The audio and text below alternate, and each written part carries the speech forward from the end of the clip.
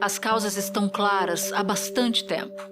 A queima de combustíveis para o transporte privado é uma das principais fontes globais de emissões de gases de efeito estufa. Ou seja, a gasolina, o diesel e outros combustíveis usados nos carros e caminhões poluem muito. As emissões do setor de transporte são as principais contribuidoras para as mudanças climáticas. As consequências cada vez mais evidentes. Aquecimento global, como ele bota mais energia na atmosfera, ele aumenta a variabilidade do tempo. Então, os fenômenos extremos, eles ficam mais extremos. Os pesquisadores fizeram algumas previsões sobre a América do Sul. As secas no Nordeste vão durar muito mais. Os dias secos no norte da Amazônia vão ser muito mais frequentes. E todas essas mudanças climáticas têm impacto em outros setores, como, por exemplo, na agricultura. A solução parece simples: cortar a emissão de carbono vinda principalmente da queima de combustíveis fósseis. Mas é muito difícil de realizar. Eu queria saber se alguém aqui acredita que será possível cumprir a meta de não permitir que a temperatura média do planeta ultrapasse 1,5 graus.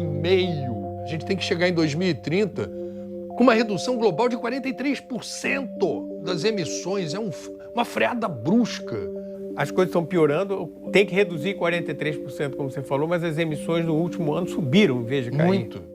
Depois de 13 dias, a COP28, a Conferência do Clima da ONU, terminou em Dubai com um avanço importante. 198 países reconheceram a necessidade do mundo abandonar os combustíveis fósseis em troca de fontes renováveis de energia. Pela primeira vez, nós tivemos aqui um resultado que considera uma trajetória para levar ao fim do uso de combustível fóssil. Obviamente que esse mapa do caminho é o esforço que teremos daqui para frente.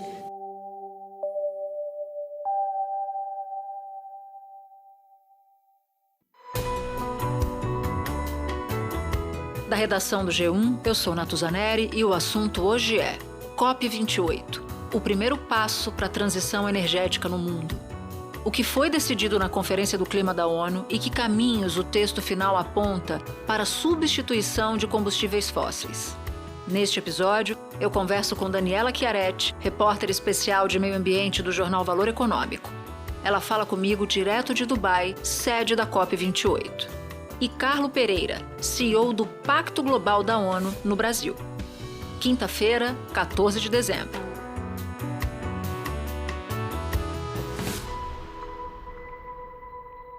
Dani, a COP28 acabou de acabar e aconteceu nos Emirados Árabes, em Dubai. A gente pode chamar, sem nenhum medo de errar, de berço da produção de petróleo no mundo. No ano que vem tem a COP no Azerbaijão, que é super dependente de petróleo. E, finalmente, em 2025, é a vez do Brasil sediar a COP30, o que vai acontecer em Belém. Agora eu queria te perguntar, daqui para lá, olhando para frente, para 2025, o que sobra até lá, de ponto importante para ser discutido na COP? Então, Natuza, você tem toda a razão nessa tua pergunta, porque é o seguinte, ficou muita coisa em aberto. É o processo. Então, o que acontece aqui? Esse processo tem 3 pontas. Você elencou direitinho as 3 COPs, né? Por quê? Esse processo de agora, ele dá um caminho onde nós estamos e o que o mundo tem que fazer para que o aumento da temperatura fique cravado em 1,5 graus centígrados. Isso já foi um ganho daqui. É 1,5 graus centígrados, não é abaixo de 2, é 1,5. Então,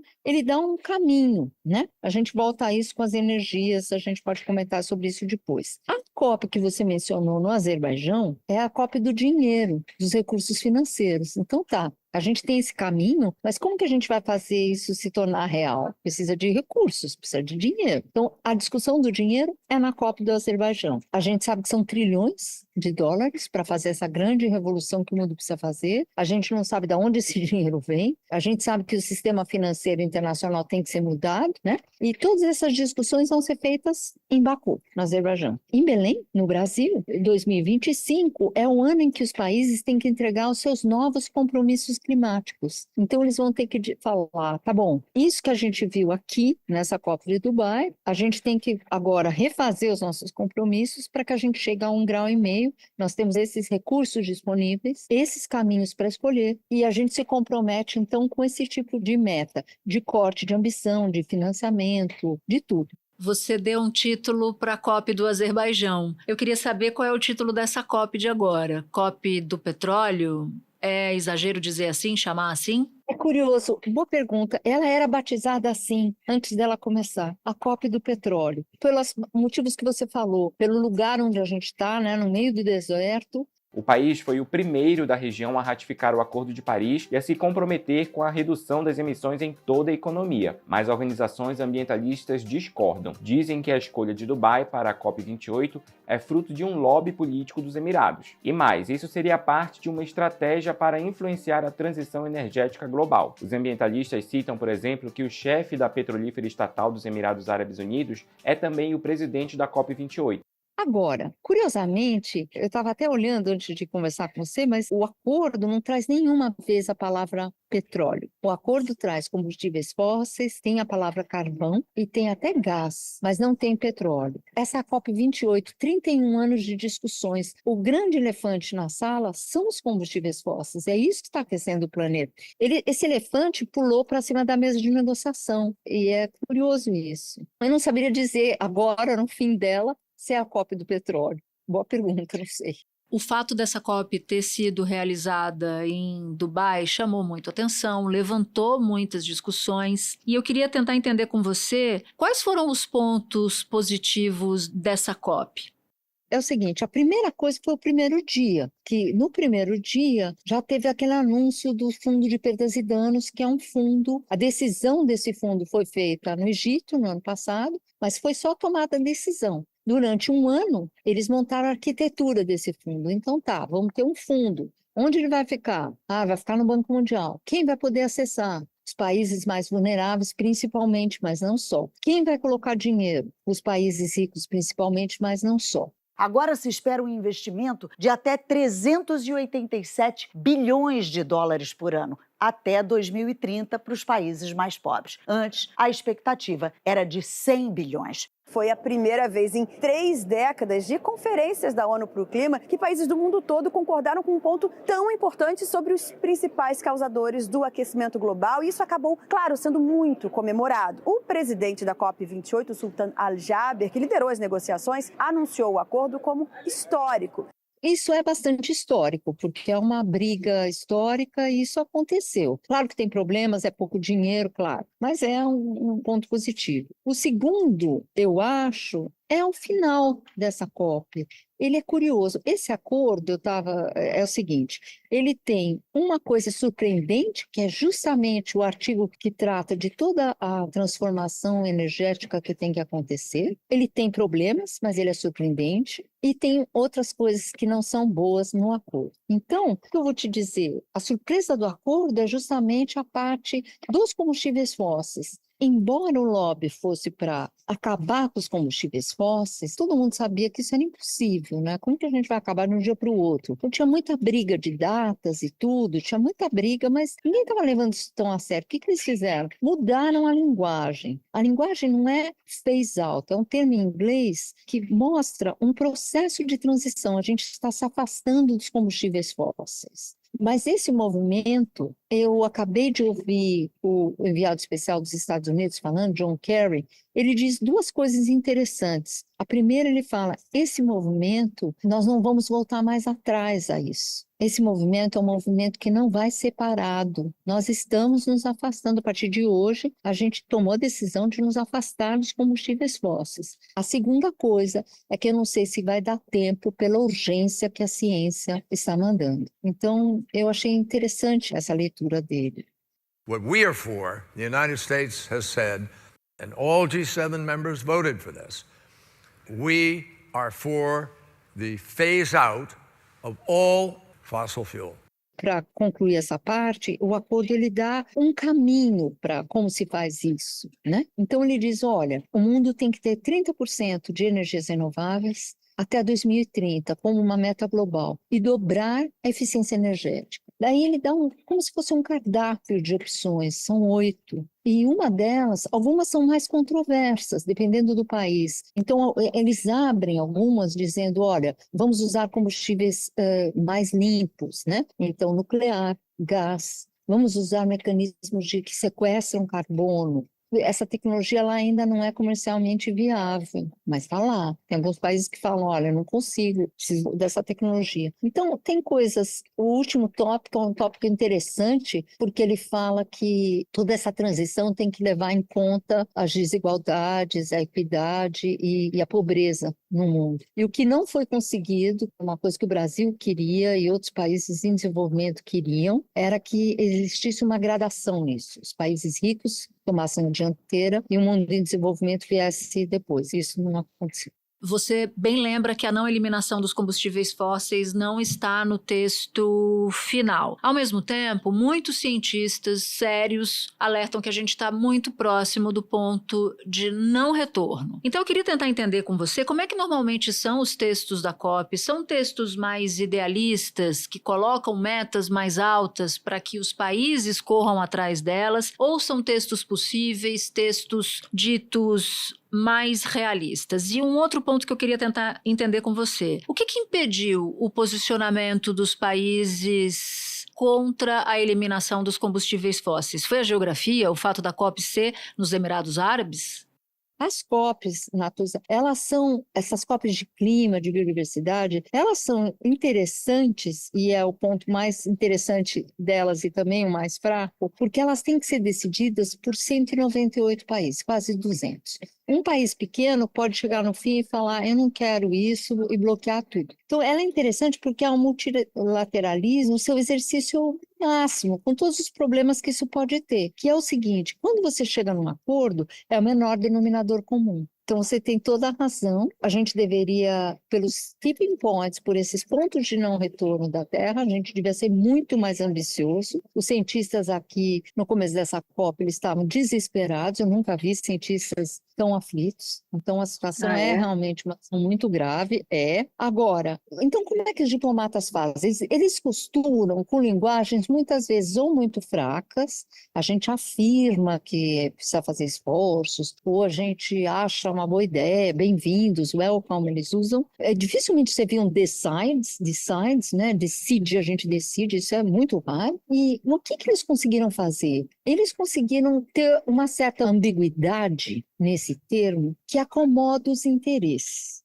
Então, quando você fala em inglês phase out, é uma decisão, é um corte. Nós vamos cortar os combustíveis fósseis. Aqui eles usam outro termo, que quer dizer uma transição que se afasta dos combustíveis fósseis. Primeiro, o que é isso? Fui lá falar com quem é inglês de nascença, né? Então, me explicaram duas coisas. Primeiro, é um movimento, e que isso é interessante, você se afasta dos combustíveis fósseis. E isso pode ser lido de duas maneiras. Tanto pode ser, não é muito satisfatório para as pequenas ilhas que estão afundando, que o território delas está sendo tomado pelo mar. As pequenas ilhas, tanto é que reclamaram, falaram isso é muito pouco para nós, mas toparam, era o que tinha na mesa. E para os países petroleiros, que falam, tá, a gente entendeu que não dá para a gente continuar com a nossa economia totalmente moldada nisso, não vai dar. Nós temos que fazer também outra transição e a gente topa. Então, você entende, é um jogo de palavras, mas ao mesmo tempo, na COP do ano que vem, os países começam a ser cobrados, porque a gente está vivendo isso, né? No Brasil é muito claro, a seca nos rios da Amazônia, as inundações no sul, o calor que a gente está sentindo no Sudeste. 2023 vai terminar como o ano mais quente em 125 mil anos. Segundo os pesquisadores, 2023 registrou uma sequência de recordes de temperatura e outubro superou a última marca histórica que tinha acontecido em 2019. O que os especialistas explicam é que os índices são um sinal de um alerta de colapso global. É o caminho entre o que você me perguntou, o idealismo e o pragmatismo. E quem barra? Quem barra era os dois extremos. Tanto as pequenas ilhas, que no primeiro texto que saiu, esse é o segundo texto final. Essas nações-ilhas que existem no Pacífico, no Caribe, que estão sendo inundadas pelo mar, no começo eles falaram, a gente não veio aqui assinar a nossa sentença de morte. Ou vocês colocam alguma coisa sobre combustíveis fósseis aqui, ou a gente não vai topar esse acordo. Como outro extremo, Arábia Saudita e também Estados Unidos, porque os Estados Unidos, eles topam que se phase out, que se abandone o uso de carvão, mas não gás e não petróleo. E a Europa, por exemplo, que é um lugar de mais vanguarda, eles têm mais energias renováveis, eles topavam esse phase out, forçavam para que acontecesse isso, mas desde que tivesse uma coisa que se chama unabated, quer dizer, tecnologias que sequestrassem carbono. Por quê? Porque a Europa tem a Hungria, a Polônia, que são países de muito carbono. Então, o que travava? O mundo, né? Os combustíveis fósseis estão no centro da nossa economia, da nossa vida. A gente sabe que a gente tem que se libertar disso, mas...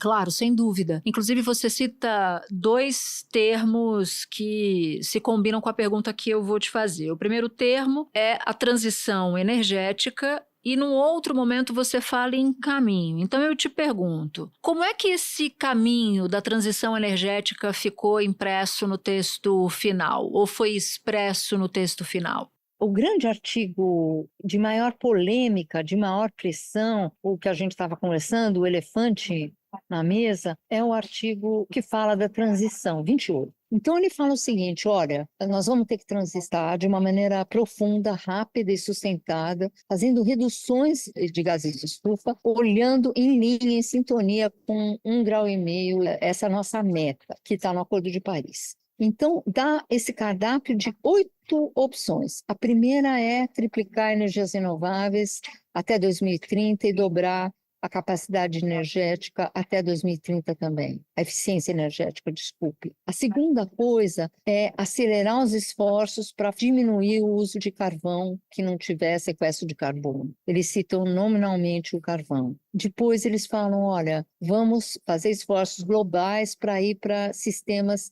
de emissões líquidas zero, né? Utilizando combustíveis de baixo carbono. Depois eles vão citar, por exemplo, o hidrogênio como um desses combustíveis. Eles falam o seguinte, ó, acelerar e reduzir emissões, principalmente de metano. O metano é um gás muito nocivo por volta de 2030. E eles falam uma outra coisa que é um pouco misteriosa, mas vamos eliminar aos poucos os subsídios aos combustíveis fósseis ineficientes. Esse ineficientes é que torna tudo muito enigmático e que não endereçam a pobreza energética, né, ou a transição justa o mais rápido possível. Dani, foi muito bom conversar com você. Obrigada por ter conseguido antecipar a gravação, porque a gente está em fusos completamente diferentes, mas foi ótimo, valeu muito a pena. Bom trabalho para você e muito obrigada. Eu te agradeço, Natuza. Muito obrigada pelo convite. É sempre um prazer para mim. Espera um pouquinho que eu já volto para falar com o Carlo. Carlo, você tem muita familiaridade com os temas mudanças climáticas e transição energética, então de largada eu te peço para nos ajudar a entender por que essa COP28 foi escolhida para ser realizada nos Emirados Árabes, porque muita gente questionou se não seria uma contradição em termos pelo fato de os Emirados Árabes serem um país produtor de petróleo. Você acha que essa decisão de escolher os Emirados Árabes como palco da COP28 foi uma decisão acertada? Eu entendo que sim, uma provocação muito boa. Primeiro, por que é escolhido? Dado que a COP é um espaço negocial, né, um evento da ONU, cada COP ela se dá numa região do planeta, certo? Então era a vez ali do Oriente Médio e escolheram então Emirados Árabes Unidos, tá? E aí é claro que, de alguma maneira, é contraditório, uma vez que a ciência já nos mostra, desde a Rio 92, que, então, gases de efeito estufa são causados principalmente pela produção de energia, né? E 80% da produção de energia do mundo vem, então, de combustíveis fósseis. Esse é o grande vilão, né? Agora, Natuzzi, entendo eu que é uma boa provocação, tá? Então, é claro, combustíveis fósseis, então, desde então, estão no centro da discussão, só que, de qualquer maneira, nunca foi tão evidente, tão direta, esse conflito, eu diria, de trazer os combustíveis fósseis para um momento derradeiro, né? E eu entendi que a gente tendo ali, nos Emirados Árabes Unidos, um dos maiores produtores de petróleo, o presidente da COP, Sultan Al-Jaber, ele é também o CEO da maior empresa de petróleo dos Emirados, né? Abu Dhabi National Oil. Então, eu entendi, e ele estava muito motivado, né, e parecia ser genuíno, de fazer, então, uma COP histórica nesse sentido, de que colocasse não só os combustíveis fósseis no centro da discussão, mas que, de alguma maneira, colocasse ali um fim nos combustíveis fósseis de maneira transitória, obviamente. Agora, falando muito do desafio global dessa transição energética, me surge a pergunta para tentar entender como é que está o Brasil e os desafios para o Brasil, as vantagens para o Brasil para essa transição. O que é que para o Brasil é fácil nessa transição energética? O que é que para o Brasil é difícil nessa transição energética? São várias camadas, né? Uma primeira camada é o que a gente tem que lembrar que, primeiro, né, não existe um mundo neutro em carbono se o Brasil falhar, tá? Não existe um mundo neutro em carbono sem o Brasil, tá? Por conta de toda a biodiversidade que a gente tem, né? A gente sabe. Então, a Amazônia, junto com Congo e Indonésia, temos 80% das florestas tropicais do mundo, né? E não só isso também, vale lembrar que a matriz energética que a Alemanha quer ter em 2050 é a que a gente já tem hoje, né? Então, isso traz várias vantagens comparativas para o Brasil. 63% da capacidade instalada de geração de energia no país vem das hidrelétricas, 15% das termoelétricas, 11% de usinas eólicas, 8% de biomassa, como o bagaço da cana-de-açúcar, 3% da energia solar. Então, quer dizer que qualquer coisa produzida aqui que demande energia, tudo demanda energia, energia primária, energia elétrica, tem, então, claro, uma pegada de carbono inferior, na sua maioria, né?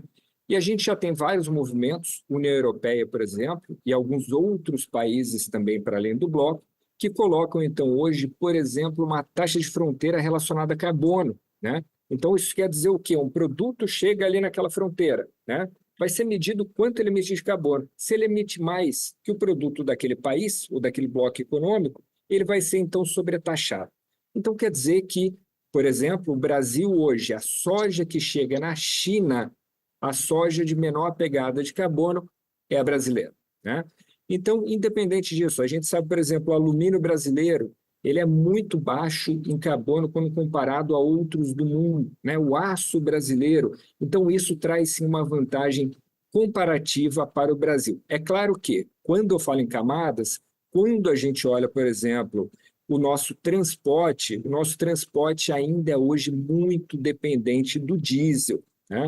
Então, isso, claro, acaba aumentando também a pegada de carbono dos produtos. Mas, ou seja, a gente ainda tem uma vantagem comparativa muito grande comparado a outros países, principalmente os países em desenvolvimento. E não só isso, viu, Natuzzi? Ainda hoje falava com o governo com relação a isso, né?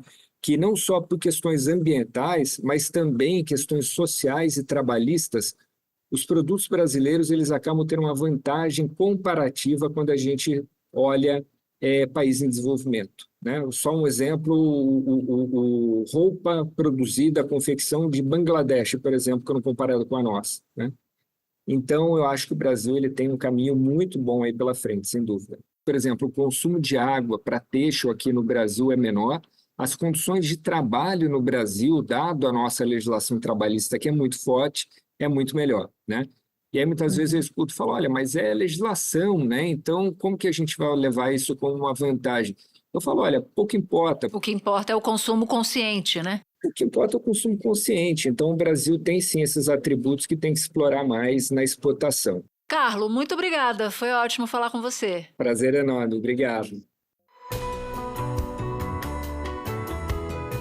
Este foi o Assunto, podcast diário disponível no G1, no Globoplay, no YouTube ou na sua plataforma de áudio preferida. Comigo na equipe do Assunto estão Mônica Mariotti, Amanda Polato, Luiz Felipe Silva, Gabriel de Campos, Tiago Kazuroski. Neste episódio colaboraram também Carol Lorenzetti e Ellen Menezes. Eu sou Natuzaneri e fico por aqui. Até o próximo assunto.